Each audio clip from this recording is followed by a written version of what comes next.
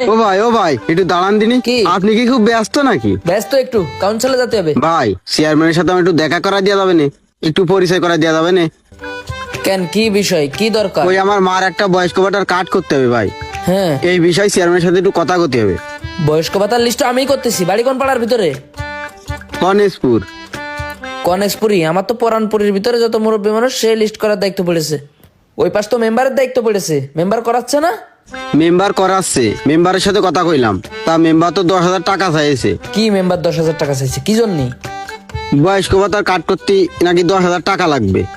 কি করতে 10,000 টাকা লাগবে? বয়স্ক ভাতার কার্ড করতে। এ ধোয়া যায় না, সহ্য করা যায়। বয়স্ক ভাতার কাট করতে টাকা লাগবে কি জন্য? বয়স্ক মুরব্বী মানুষ, তাদের এমনি তো এক ঠ্যাং কবরে, তাদের আবার টাকা লাগবে কি জন্য?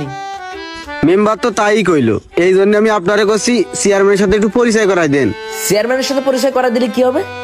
চেয়ারম্যানের সাথে পরিচয় করাই দিলি আমার মার ওই বয়স্ক ভাতার কার্ডটা 6-7 হাজার টাকার ভিতরে করতে পারবানে। আবার সে কথা করছে 6-7 হাজার টাকা কৃষি খরচ হবে। মুরব্বী মানুষের তো এমনি এক ঠ্যাং কবরে, তাগের কাট করাতে আবার টাকা খরচ কৃষি। আপনার মার বয়স কত? এই 64 বছর চলতেছে। 64 বছর বয়স চলতেছে।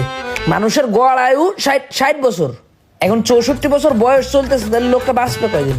এই যে 6,000 টাকা 10,000 টাকা খরচ করে আপনার মার বয়স্ক ভাতা কাট করবেন, এই টাকাই তো শোধ করতে করতে দেখা গেল যে আপনার মা মারা গেল। এই কাট করতে কোনো টাকা লাগে না, সব ভাবতাবাজি। আমি দেখতেছি ওই মেম্বারের সাথে আমি দেখা করতেছি। জান, আপনার নাম কি? আমার নাম রইস উদ্দিন। রইস ভাই? হ্যাঁ হ্যাঁ ঠিক আছে। আচ্ছা ভাই একটু দেখেন কিন্তু। ঠিক আছে, আমি দেখতেছি, আপনি যান, টেনশন করেন না। মেম্বার, হ্যাঁ পরানপুর তো চেয়ারম্যান সাহেবের গ্রাম। চেয়ারম্যান নিজ দায়িত্বে আমার পুরো পরানপুরের একটা লিস্ট করতে কইছে। 30টা মতো লিস্ট করেছিও। এখন আপনিও তো লিস্ট করার দায়িত্ব পাইছেন, আপনার কয়টা হয়েছে? আমারও তো কার্ড দিয়েছে 30টে, হ্যাঁ, 25টা মতন করেছি, আর আমার সিস্টেমে 5টা রাখিছি। এইগুলো সিস্টেম করবারে পরে। কালকে না সব কাউন্সিলে সাবমিট দিতে হবে, তা আপনি আবার 5টা হাতে রাখছেন কি জন্য? আরে ওইটা আমার দায়িত্ব, তুমি এসব বুঝবার না। তুমি আসল কথা কও, কি জন্য আইছো? কোসে আপনি 25টা কাজ কি বেচেছেন নাকি ফ্রি দিচ্ছেন মানুষের? চেয়ারম্যান আমারে যেভাবে সাবমিট করতে কইছে আমি সেভাবে করেছি। কেন, কি আছে তা নিয়ে আবার? চেয়ারম্যান কিভাবে করেছে সেটা তো আমি জানি, কিন্তু আপনি একটু বলেন, আমি শুনি। অনেক প্রসেস টেসেস করতেই টাকা পয়সা কম বেশি লাগে, ওইটা আমি নিছি আর কি। টাকা পয়সা খরচ খরচা লাগে মানে? কি টাকা পয়সা লাগেছে? চেয়ারম্যান আমার ফুফুতো ভাই, তার মানের যদি আমার দেখা লাগবে, আপনি আমার বলেন। ওই তোমার জন্য 20,000 টাকা রাখিছি, ওইটা পরে এসে নিয়ে যায় না। আমার জন্য 20,000 টাকা রাখতে কই নিত আপনার? আপনি কার টাকা বিক্রি করতেছেন কেন, এই কথাটা আমার এখন। আরে দৌড়াদৌড়ি করতে লাগে না। দৌড়দৌড়ি করতে কিসি লাগবে? আপনি যে কনেশপুরের রইসির কাছে 10,000 টাকা চাইছেন ওর মার বয়স্ক ভাতার কাট করে দেওয়ার জন্য। ওর মার বয়স 65 বছর। এখন ওর যদি কাট নিতে হয় 10,000 টাকা খরচ করে, তো ওর মার তো 10,000 টাকা উট্টুটি কবরে চলে যাবে। আরে ওইসব চিন্তা করলে আমাকে হবে? আমরা মেম্বাররা কাউন্সিলিতে মাত্র 10,000 টাকা বেতন পাই।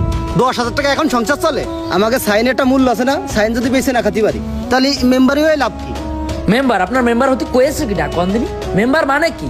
জনগণের সেবক।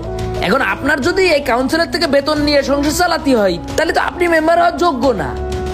আপনার অন্য 5টা প্রতিষ্ঠান থাকবে, সেখান থেকে ইনকাম করে সংসার চালাবেন। যখন আপনার হাতে সময় থাকবে, সেই সময়টা আপনি জনগণের কাজে লাগাবেন। আপনার মতো গরিব মানুষই তো মেম্বার হওয়ার সাজে না। আপনি গরিব, আপনি ফকির, বেতন তুলে কাউন্সিল থেকে যদি আপনার সংসারই চালাতে হয়, তাহলে আপনার মেম্বার হয়ে লাভ কি? আপনি তো সিটারি ব্যবসায় নামিয়েছেন। শোনেন, মেম্বারির পদটা কোনো ব্যবসার পদ না। এই মেম্বারের পদের বেতনে যদি আপনার সংসার না চলে, আপনার নিজের খরচ না চলে, তাহলে এই পদটা ছেড়ে দিতে হবে। আজকে আমার ফুফুতো ভাই চেয়ারম্যান, তার বিভিন্ন ব্যবসা বাণিজ্য আছে, সেসব টাকা দিয়ে তার সংসার চলে। সে জীবনটা উৎসর্গ করে দিছে মানুষের পিছনে, তার চেয়ারম্যানই করার সাজে। এখন আপনার পদে থেকে আপনি যে কাজ করতেছেন, এই বদনাম তো চেয়ারম্যানের উপর যে পড়বে। এখন আপনি গরিব মানুষ, আপনার যদি সরকার থেকে অনুদান আসলে সেটা মাইরে খাওয়া লাগে, বয়স্ক ভাতা বা চালির কার্ড আসলে সেটা বেশি খাওয়া লাগে, তাহলে আপনি দয়া করে মেম্বারের চেয়ারটা সাইডে জনগণ হয়ে যান। আমি আপনার কার্ডের ব্যবস্থা করে দিবানে। এরকম কাজ আর করেন না ভাই, রইসির কার্ডটা করে দিয়েন। আর ভাই, আমি চেয়ারম্যানের বিষয়ে জানাবার না, আপনি নিজ দায়িত্বটা সুন্দরভাবে পালন করেন। তাদেরই সমাজের দায়িত্ব নেওয়া উচিত যারা সমাজের দায়িত্ব রক্ষা করতে পারবে। সততা, টাকা পয়সা, ক্ষমতা, এই 3টা জিনিসের একটা জিনিস হলেও তার ভিতরে থাকা লাগবে যে মানুষটা সমাজের দায়িত্ব নেবে।